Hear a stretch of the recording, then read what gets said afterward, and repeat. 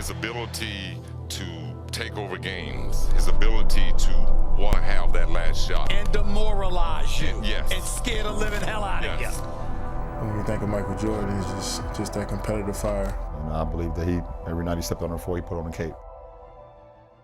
Michael Jordan for me was like, it looked like he was like Jesus, Black Jesus walking towards me. Yeah. So when he walked in, it was like, I didn't know what to say. It was overwhelming to meet, to finally meet the guy that I've looked up to my whole life. Gets it to Jordan. Michael challenges and slams. Yeah, Mike dunked on me, but he knew I was there. That's why he got all hyped. He knew I was in there because a couple of games back, we played him, and I was blocking his shot. Jordan went to the left-hand block by Morning. He remembered that. So that dunk was big to him anytime he dunked on me, So, hey. Michael Jordan is the best player ever.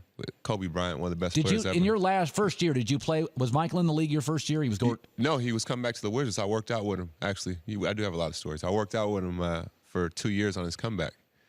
Yeah, when he came back to the Wizards, worked out every single day.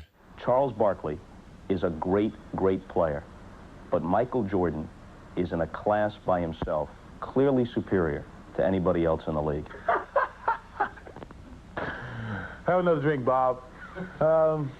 I would never say another player is better than me. Never. And I'm not going to say I'm better than him, but I would never say he's better than me.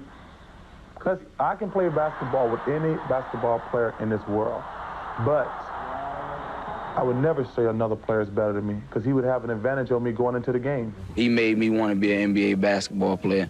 And, just to tell him, thanks for everything he brought to the game and opened the door up for the rest of the players. Without his vision, I promise you, there wouldn't be no Hall of Fame Allen Iverson standing at this podium if it wasn't for this guy. He gave me the vision, man. And, you want to be fast like Isaiah, and you want to shoot like Bird, rebound like Barkley, pass like Magic, be dominant like Shaq. But, man, I wanted to be like Mike. We have a chance to play the world champions, and, the day will come where I'll step on the court with, in my eyes, the best basketball player that ever stepped on a basketball court. And it was just an exciting moment for me, and it was something that I treasure for the rest of my life. Do you feel that Michael is the best ever? I think so. I think he's not only the best basketball player, but probably the greatest athlete that's ever played any sport. And I'm growing up and I'm watching, this guy, Michael Jordan. I think all you guys know him, I think. So I'm growing up watching this guy on TV every day, and I'm like, wow, he's an amazing basketball player. Hopefully someday I get an opportunity to meet him. So I think it was my junior year in high school. I go up to Chicago and I go to a gym called Hoops where he plays basketball in the summertime. And I didn't know he was going to be there. But I seen him walking towards me, and it was kind of like he was walking on air. I had to pinch myself. Is that Michael? Who? And it's like he was like Black Jesus to me. Like that was like one of the best feelings I've ever had. Did he know of you?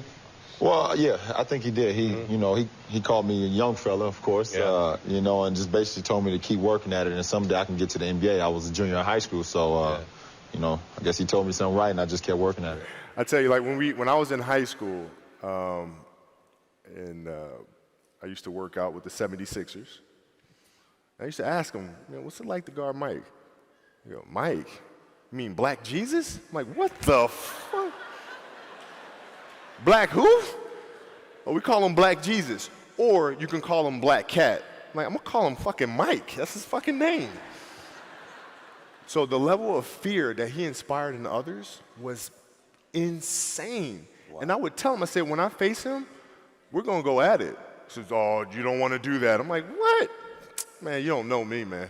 You took Jordan? I'm never going against Jordan, dog. I've never seen, I thought Michael Jordan was Jesus Christ, like playing to be Michael Jordan. I swear to God, dog. Listen, man. The first time I played against him, and I walked out on the court, and I looked at him, and for the first time in my life, a human being didn't look real to me. And I'm sitting there and I'm saying to myself, like, man, that's Mike. And I'm looking at him. I can't stop looking at him. Like, I'm looking at his shoes, and I'm like, man, he got on the Jordans. You know what I mean? Like, it was Mike. It was my idol. It was my hero. I used to watch him and sit on my mom's dresser, and she used to tell me, boy, if you don't get back from that TV before you go blind, you better. Like, I wanted to be that close to him just watching him. I'm in his basement, and he have all this old footage on VHS. I'm watching the game. It's like 3 in the morning. He came down there like, oh, come on, we're going upstairs to the gym. He broke down how to score the basketball. That year, I was averaging like almost 30. He also said that you want to play against Michael Jordan before he retires. He's only got probably 3 or 4 more years left, so. I know he's an old guy. He's an old guy. But nah, you know, that'd be something that I love to do because, you know, I watched him growing up. I love to play against Magic Johnson, but now he's retired. And Michael Jordan is somebody that I've always looked up to, and I want to play against him. He's undoubtedly the greatest player in the game. We're going to miss him. And I could tell all my 10 children from 9 different women that I played against the great Michael Jordan. Are you still close with Michael Jordan, or were you ever close with Michael Jordan? Michael Jordan and I are friends, and I call him all the time because I like his brand Jordan sneakers and his clothes. And he sends them to you? For free. Stockton inside of Carbonell, they double it. Jordan knocks it away from him.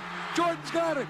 Favorite, I don't remember seeing many favorite things in person. I don't have a favorite Jordan moment, but I have a Jordan moment that I'm like very, very tired of people coming up to me and giving me a hard time about. Here's Jordan for 3, yes! Did you see that one? Michael! Before the game, I was terrified, but to relieve pressure of that, I ain't got to guard him, so I'm not worried. Second thing I said, I can't let him dunk on me. That's not going to happen. So it was a play when he comes baseline. Jordan turns and faces. Shot clock at 7, 6, and whoa! Shaquille, that might really hit him hard. I had to touch him up. It was one I'm not getting dunked on because I'll never live that down from family members, homeboys, barbershops. That'll be a poster forever because Mike was the man at the time. But Mike also taught me something very valuable. So when I go to help him up, he said, don't ever help nobody up. Great foul. Don't do that. I don't need your help. But I'm coming back. Don't you worry. First time he entered the league, that was my favorite moment. Just the impact that he had on the league, just coming into the league. I enjoy guarding Mike because he was, you know, the one thing I did with Mike is I never got him pissed off. You know, he make a shot, you say, good shot, Mike. You know, you don't talk trash to him so he can go off for 60. You know, you can try to kill him with kindness. You don't try to talk trash to him. So they're getting off the bus. We're done with shoot around, and we're walking out, and MJ says, B. Scott, what's going on? I said, what's up, MJ? He said, man, I hear that you're not playing tonight. I said, no, I sprained my ankle. He said, who's guarding me? I said, Anthony Peeler. He said, oh, 50. So I told Anthony Peeler, listen, MJ, he's probably going to go for about 50 tonight on you. So just don't piss him off. You know, just be cool. He ended up with 54. So the man could do basically whatever he wanted to do on that basketball court. Funny, I'll tell you this story right quick because you would really enjoy this. So we're in the restaurant, and Larry and I sitting there talking. So enters Michael Jordan. So he sits down, and Larry and I are going back telling stories with each other and just having fun. So Michael says, I just want to tell you guys, I really, in college, you guys were the 2 guys I looked up to, so on and on and on. And even in the NBA, you guys have been dominating. But he said, I'm just here to tell both of you, there's a new sheriff in town, and that's me. He announced it? He announced it to both of us. We both looked at each other and said, you know what? It is your turn, so go ahead, young man, go ahead. To this day, it's still super surreal for me. Like, every time I see him, I'm like, wow, like, and I've been around him for 8 years now. I've been around him for, and every time, it's just, I can't even believe it. Like, he's just there, and he's so regular. He acts just like. Talks so much trash. He talks so much trash. Oh my People goodness. just. Second to none. Second to none, man. But he's the best. He's the best. He loves being around us. He loves to help us, give us advice. not just me, everyone. So. What's the best advice he's given you? It's this kind of cigar. Re-sign in Charlotte. No, really just to be myself. Okay. You know, which I've needed that a few times over the course of my career. So yeah, you know, especially early on in my career, you know, when I first came in, you know, trying not to, you know, step on anybody's toes, you know, work my way in and things like that. He kind of pulled me to the side and he's like, I drafted you for a reason.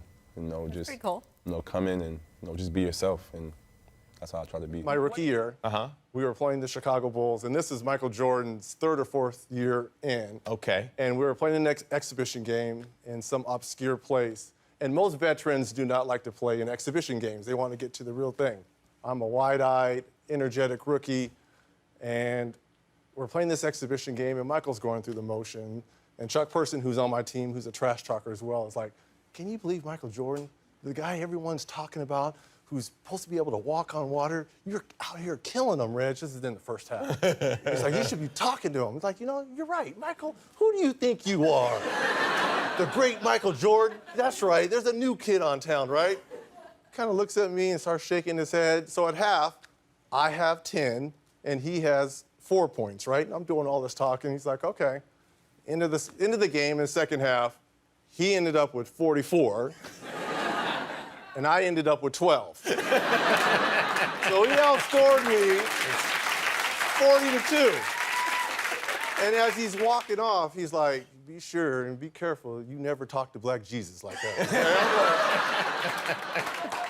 We played in college, and so I used to, like, sometimes before the game, before the night before, we, you know, go eat or go to his hotel room, and he was really mad at Reggie Theus. Because when he got traded, when Reggie got traded, Michael was the draft pick coming in. And Reggie was like, there's no guy who can replace me that's a rookie. So he said, just tell Reggie that I'm going to get 45 tonight. So I went to the locker room. I said, Reggie, Michael said he's going to get 45. So he ended up with 43. And so he comes into the locker room. He said, I didn't get 45, but you got to come to Chicago. Like, now that's supreme confidence. That's supreme confidence. He was mad that he didn't get 45. I pretty much was watching him instead of just playing against him, you know. I was like, I can't believe I'm on the same court, Michael Jordan, you know, all that stuff. I was looking at the shoes and just looking at him and the ball head and the 23. Well, I have too many memorable moments about Michael Jordan. None of them are good for me. People really didn't want to believe a man could actually fly, and he gave everyone that belief that for a little bit, maybe they could. Whenever I see somebody play Mike or guard Mike, I used to always want Mike to take him to the hole and dunk on him. I didn't know if I was going to make the league. I was on a non-guaranteed contract. And I'll never forget one of my first exhibition games, we played the Bulls. And I was just trying to make the roster. And Michael Jordan gets the ball right in front of our bench. And I'm already scared to death. Like, God, I hope I don't get into this game. I'm not ready for this stuff. And he holds the ball out. He holds the ball out, and he looks right at me. And I'm on the bench, just kind of like, he holds the ball out, and he goes, watch this. And he turns, he went right around Dan Marley, bam, dunks it, looks back at our bench, and just starts laughing. And I'm looking like, there's no way in hell I can ever make this. Now I really don't want to. I thought he looked For me, Michael Jordan was a killer. It didn't matter. He wanted to come in and kill you. You know, when I remember my first game playing him in the Spectrum in Philadelphia. He dropped 48 in 3 quarters and wouldn't sit down and watch the rest of the game. For the record, he was playing against the New York Knicks in the playoffs, and I think he must have drove baseline. He faked one way against Charles Oakley, and he spent back the other way, and he drove to the lane and went up for a dunk, and he dunked right over Patrick Ewing, and he stared at him. I think that was one of my most memorable Michael Jordan moments. Jordan trying to shake off Starks. Oh, what a move by Jordan! It counts, and the foul. I guess for the first time at the United Center, I got thrown into the fire. He made a nice baseline spin move on me. I knew it was coming. He was just so strong. By the time I tried to body him off of it, he just swatted me away like a fly. I learned a lot this game. A lot about how technically sound Michael was. Because it's one thing in watching him play, and then it's another thing in playing against him. His technique was flawless. I wanted to make sure my technique was just as flawless. I think we all should be lucky we're even alive to see this guy play. Like some kids now who are buying the shoes have never seen Michael Jordan play in person. Or they've seen some clips and things like that, but he had no flaws whatsoever. You couldn't say he couldn't dribble, he couldn't shoot, he couldn't defend. He didn't have great range. He wasn't a three-ball shooter. But that goes back, he didn't have to be. Yeah. You know, his mid-range was so unbelievable, and getting to the rim, he could finish with either hand. He was so flashy, but he was also so fundamentally sound. You know, so he had everything covered. Was he mean to you? No, he wasn't. He actually killed me slowly, and yeah, he would comment to the coach, he's actually doing a great job out here, and meanwhile he's pouring in 45. Wait, he's talking to your coaches? Yeah, I remember Chris Ford. He's yelling at me. Chris Ford's yelling the whole time, like, "Rookie, get in front of him, get in front of him." And I'm fronting him on the post, and MJ just kind of slowly glides across the floor, and he gets the ball and shakes and scores. And I did everything the game plan said, and then there's a break in action. We're sitting there, and, you know, Chris Ford is just down there just hammering me, and MJ was like, he's doing a great job, coach. He's actually doing a great job. Meanwhile, he's got 45 on the books. So I was like, yeah. Yeah, I mean, listen, I know that basketball is a team game. Right. And you've already made Michael number one. Mm-hmm. But if you had to have Wilt against Michael, my prime and his prime, how much money would you be willing to bet? Wow. You think you could have beaten Michael in your prime? He would take you outside. He'd shoot from the three-point arc. Then you try to come on and get him, he'd dribble around you. I run the 109.5. I have a 52 vertical bench press, almost 600 pounds. Michael would probably be going Wait to a the minute, basket. 600 pounds? 600 pounds. I think you're exaggerating. You're out of your mind. We all exaggerate a little bit, but in this case, I'm going the other way. Guarding this guy, I think, made me a better defensive player. Every guy out there think they know how to play defense, but when you go against a guy like that, who can chew you up at any time of the game, you don't know how to play defense. His offensive skills were just unbelievable. You find yourself watching him instead of guarding him a lot of times. Oh, yeah! Showtime for the Bullies! I remember the energy in that building when they walked into there. The first shot I took, like a 15-footer, I think I shot it like 8 feet. I wanted to be like him. I wore the same number as him. I wanted to wear my uniform like him. When you think of Michael Jordan, it's just that competitive fire. He held everybody on the team to a championship standard. And he's the type of leader you look at and admire and want to be like. Being compared to Michael is a great honor, but at the same time, I have to separate that for the simple fact that he's accomplished what he's accomplished through hard work. I understand that. Michael's a great basketball player, but I'm Kobe Bryant. Getting schooled for a baseline dunk the first time I matched up with him, that was like the coolest thing. It was, because I'd seen that spin move so many times, and then I knew he was going to do it. But the timing on TV and then in person are two completely different things. So he just spun right before I thought he was going to spin, and I was like, damn, that was pretty cool.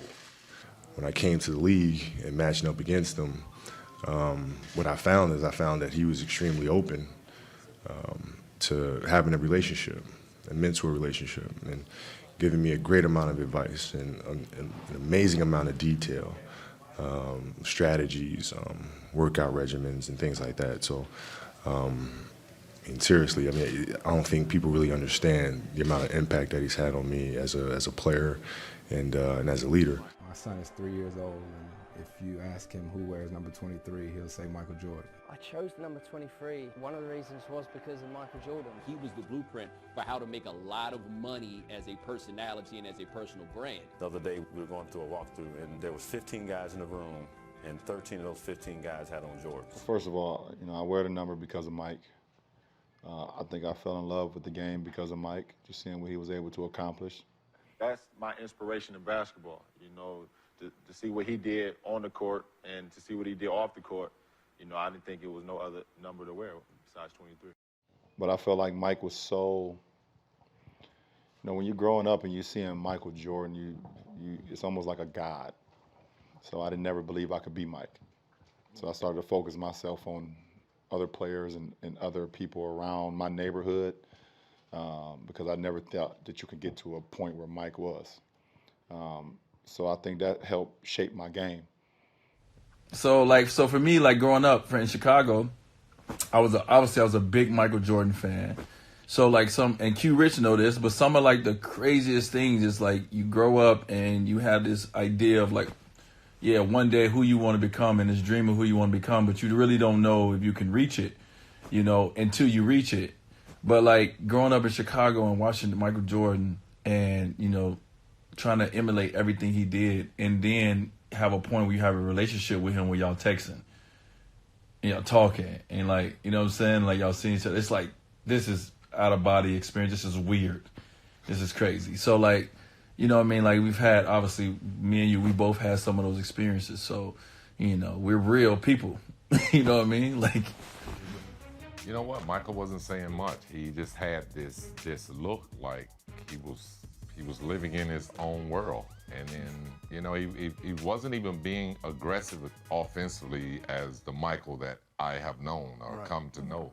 But throughout that game, you could just see he started to feel it a little bit. And as always, once he started to feel it, we just flooded with the basketball. But, you know, he was very quiet, didn't say much when he went to the bench. He was just kind of in his own world. And for guys who've never played with Michael, I've played with him, so I've seen these moments where he kind of shunned everybody out. Right. And that was one of those moments where he was just trying to gather himself and just you know, stay in the game. We thought at any moment he may go to the locker room or puke up on the floor. But, Right. If you're picking and you're the coach or you're playing and you need the running mate and you could have LeBron or Michael, who you picking? That's a dumb question. You're gonna ask me. I'm going to take LeBron or Michael. I've never done anything with LeBron, so I wouldn't take LeBron to the movies with me. Good, okay. I wanted to, I just wanted to. I thought Jesus never will retire, you know. I know Jesus worked 7 days a week, or 6 days. He rest on Sunday, didn't he?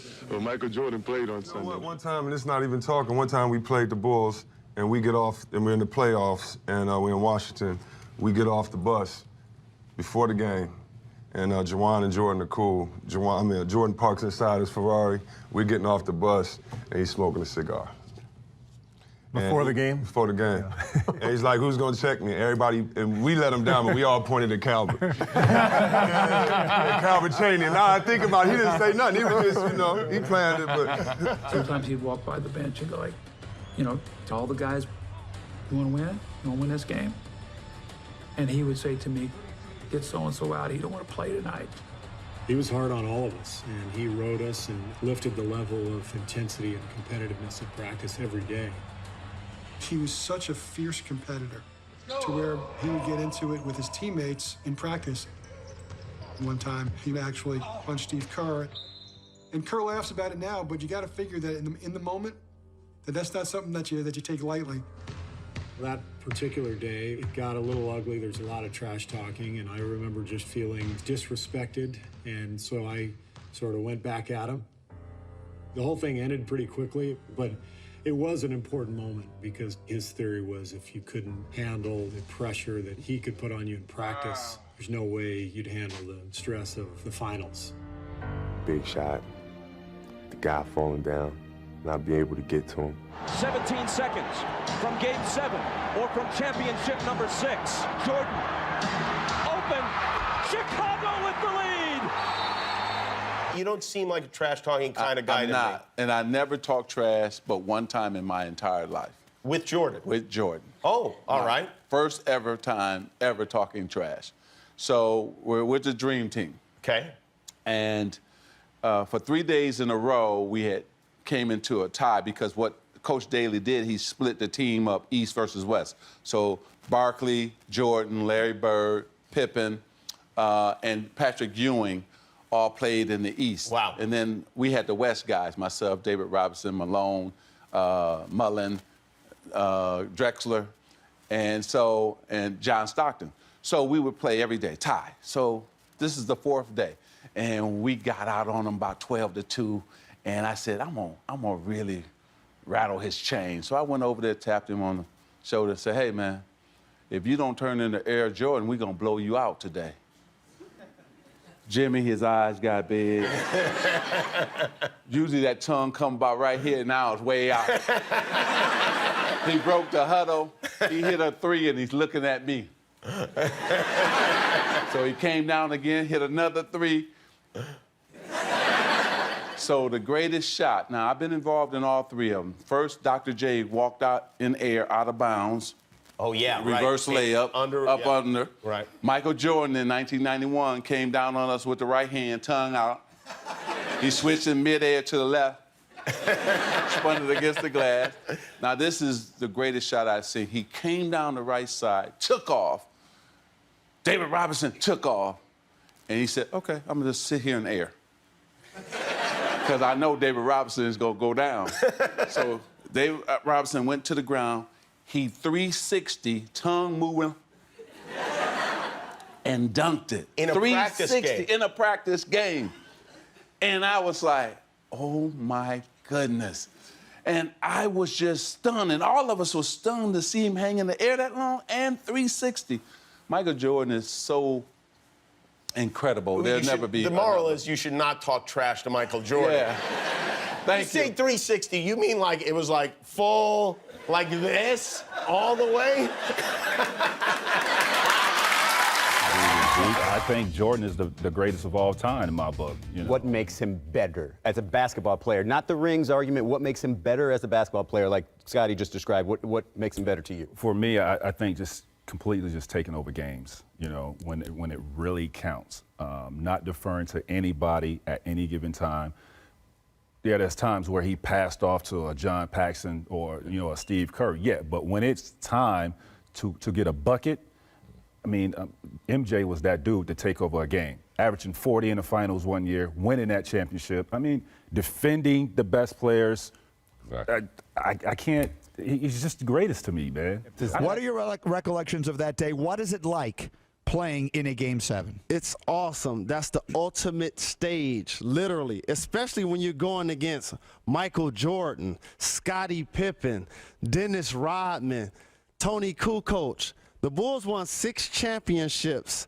They never went to Game 7 except against us. And what I remember the most, beyond the intensity, because I was playing with some tremendous veterans as well, R. Mark Jackson, Reggie Miller, one of the top clutch players in NBA history, Chris Mullin, one of the best strokes in NBA history. Going against that team, I just remember us being up 18 points in the first half, feeling like we might actually beat the Bulls.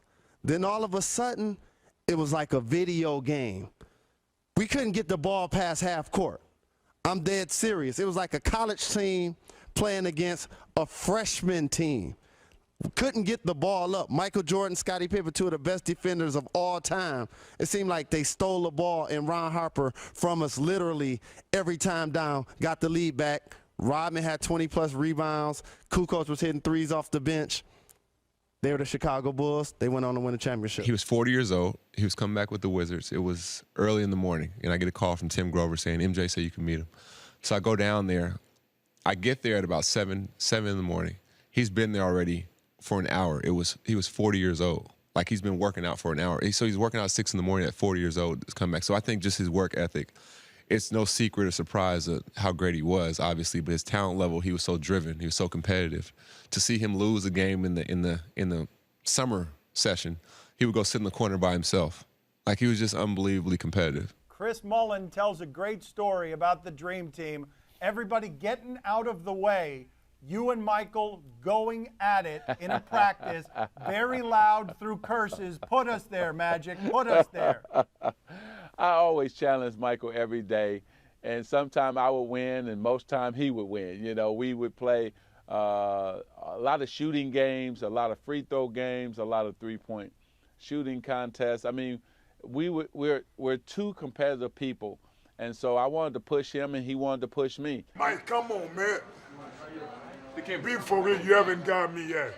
Huh? Mike, Don't even try it. You want me to go call Scotty? You have to call Scotty. Boy. What you gonna call Scotty for? I haven't got you recently. Yeah, I agree with that. No, you haven't got me in 6 years. 1, 2, just go and say it. He ain't never dunked on you? No. Never? He said, I'll get you one day. No. He never dunked on you. He never put you on the highlight. No. No? He said, I would love to give you my poster, but it's not happening. It's not going to happen. You know he's lying. It's never going to happen. Come on, man. When? All right, we're going to cancel your green. Boy, go get Scotty. Puts it off the glass. Nope, Luke tipped it out. Michael will get it forward to the fresh shot clock. MJ. Oh, he did it! Oh, Michael shakes the finger, but he finally got his dunk on Mount Matumbo. I knew, the announcers knew, everyone in the building knew, the team the Bulls were playing knew that at that moment, Michael was going to get the ball. And guess what? Michael got the ball. Could set the bar at 7.5 feet and tell him nobody's ever jumped that before, and they say, I can do it. Every night he stepped on the floor, he put on the cape. He can save anyone from anything. You know, Michael is competitive in all things that don't make sense, right? Ping pong. Yeah, it's just, you know what I'm saying? So, like, he would try to get me to play golf all the time. Mike, I know about you. I've written books report about you in, like, elementary school. Like, I know you started playing golf when you were in Carolina. So that means if I'm doing the math, you've been playing golf for, like, 100 fucking years. I have not picked up a golf club. Ever. Ever. The last thing you're going to do is get me on a golf course and annihilate me. Not going to do it. You know, I love Michael Jordan. The way that he approached the game, the way that he led his troops when he went out on the court, and his never say die attitude, man, was something I always looked up to. Best three players of all time? Yeah. Michael Jordan. Wow. Michael Jordan.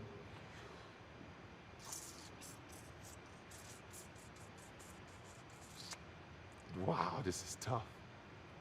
Michael Jordan. I came to Cameron Indoor Stadium to play against Duke. During the game, Michael hit his head on the backboard. They had to stop the game. And when we broke the huddle, we kind of looked at each other going, do we have to go back out there? That guy just hit his head on the backboard. He took it easy on me. He did. He only had 36 points, and they won by 6 in overtime, but you didn't take it easy on him. Do you remember what you did? I fouled out. 25, 15, 11, and 6 steals. None of those steals were against when I was guarding him.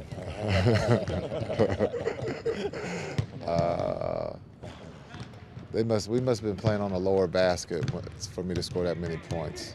I remember because I had went to dinner the night before with Michael, and I was just hoping when I left dinner that I didn't upset him.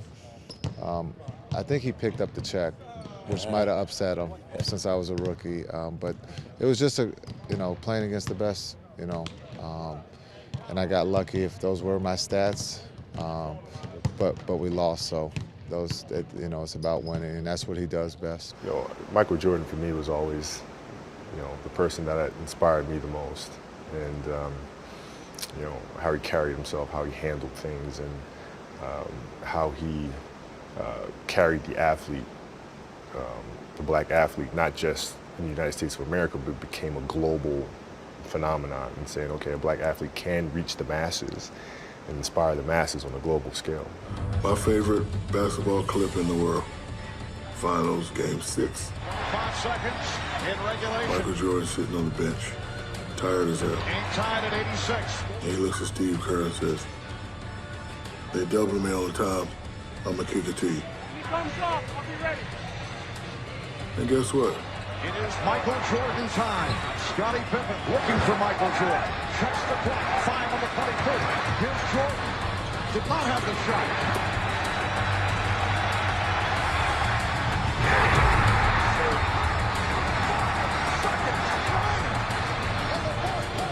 He shoots now the jump shots. He's going to win 5 world championships, and you had players on your team that you could have won more. I have a friend of mine. I have a friend of mine who I talk to about once a week. You know what he says about Michael's 4 championships? Mm-hmm. He doesn't say anything about it. Because he has 11.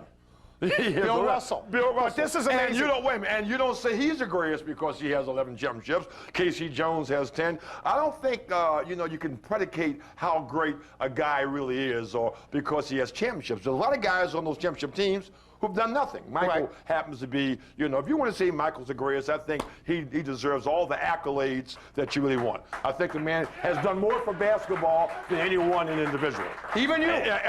Any one individual. And I'm also saying, too, for those players out there today who maybe don't quite respect Michael as they should, almost all of them should be giving about 10% of their salaries to Michael because they, you know, that's who they owe it to. You understand? And 10 more percent. We're up 8. Mike is 4 for 16 from the field. He's having a really rough night. Right. So Derek decides, because there's about 10 minutes to go in the game and we're winning, he decides to say to Michael Jordan, who's having an off night, "Hey, Mike, shit's not falling tonight, Mike. You're having an off night, Mike." Really? 24 points in the last 10 minutes. His last jump shot, this is no lie, catches the ball in the post. He does the typical Jordan fadeaway. He's fading towards our bench. He knocks down the shot. They go up by 6. He turns to the bench and says, "Shut up, you little bitch." True story. Well, I happen to be the only high school player there, and it was mainly a freshman in college. And so, you know, he came on the court and he guarded me. So instantly I was like, man, he must think I'm the, you know, not the strong link over here. And so I got it going a little bit. And obviously, it's any ball player's dream to play against Mike. And I couldn't tell you how many times I did his move after the finals the next day in the rec center and stuff. So I got a few buckets, and I think the campers knew I was the only high school kid, and so they got rowdy a little bit, and we got a little bit of John. And so, you know, we played 2 games. I think we split 1-1. It was a team game. And then he said, "Okay, now let me handle my business." And he looked me in my face and said that. I'm like, "What you mean?" So he said, "I need all the campers, everybody to leave. Let's clear the gym." I said, "Oh, man," you know, so we continue playing pickup, and, you know, Mike was Mike. You know, he was jawing a little bit and really getting into me defensively, and, you know, he's backing me down, you know, said, "Better scream for mama," you know, his mama, you know, hit the famous fadeaway on me, and then, you know, I said, okay, you got it going. And then he said, "Hey, young fella, let me tell you something." He said, "You know, you may be the best high school player in the world, you know, but I'm the greatest ever. And don't you ever disrespect, you know, the great like that." I think, Jason, at the end of the day, for my name to come up in a discussion with the greatest basketball player of all time, it was like wow. Like I said, I did pretty much everything that MJ did when I was a kid. I shot fadeaways before I should have. I wore a leg sleeve on my leg and folded it down so you saw the red part. For no reason. I wore black and red shoes with white socks. I wore short shorts so you could see my undershorts underneath. I didn't go bald like Mike, but I'm getting there. But I'm getting there.